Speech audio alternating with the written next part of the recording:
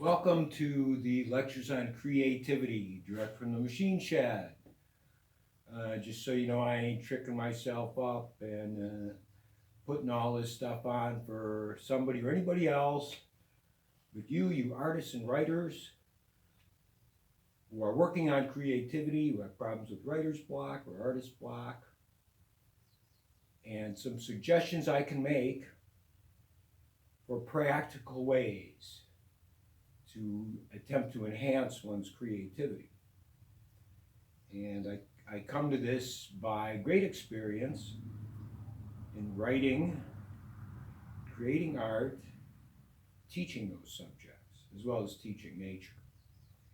And I did have some discussions and requests to address this topic in a more formal situation, where somebody would be writing me a check, and then they'd say, well, see, we're going to tell you what to say. So that's why I love YouTube, like I love Google Books. Thank you, Google. Because, if I'm trying to say and do the right thing, nobody's going to censor me. Nobody's going to say, well, gee, it doesn't look right, or it has to be 50,000 words. Anyway, I'll be discussing creativity and giving you, particularly you younger artists and writers, some points which you're unlikely to hear in creative writing or art school. First point in these lectures of my 5 points is isolate yourself. And that doesn't mean run away from your friends and family. It doesn't mean hide in a cave. It means be very cautious about your influences. Don't have your mind so open that anything could crawl inside. You're influenced all the time. People try and influence you. The art sport, are they other artists? Why are they showing you that work? To influence you to go in that direction, which they deem as safe. Isolate yourself. I mean, be careful about your influences, and you make the decision, a conscious decision, on what's going to influence you. I stopped reading fiction several decades ago after I read Nabokov's book 5 times.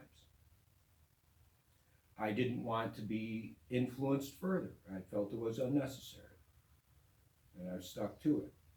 It's all up to you, but I'm just saying make conscious decisions rather than subconscious decisions about what influences you.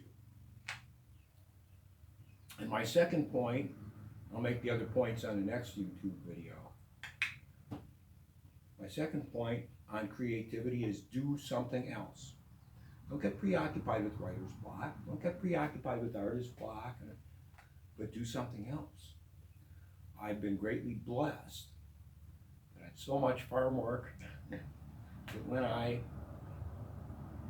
find the need to be creative and I'm stuck, I can go cut wood. I can go split wood. I can go dig dirt. I can go pull weeds. And it may or may not come to me. And I've told this story to my classes before of the German chemists in the late 1800s when they were working on organic chemistry. They couldn't figure out these bonds, carbon and oxygen. This German chemist bending his mind on his, I gotta go to sleep, probably had a shot of brandy or something, get sad, and had a dream about a snake biting its tail. And that is the beginning of organic chemistry. Of course, absolutely objective. How did that German chemist picture the structure of benzene, a snake biting its tail? So sometimes when you let it go, or you do something else, is a time when your mind, of course, is still going to be working on these things. Anyway, I hope you've enjoyed my first 2 points. I'll bring you my next 3 points in the next lecture. And if you're interested further, Thomas Murn, M-U-R-N on Google Books, and Thomas Murn, M-U-R-N on artfinder.com.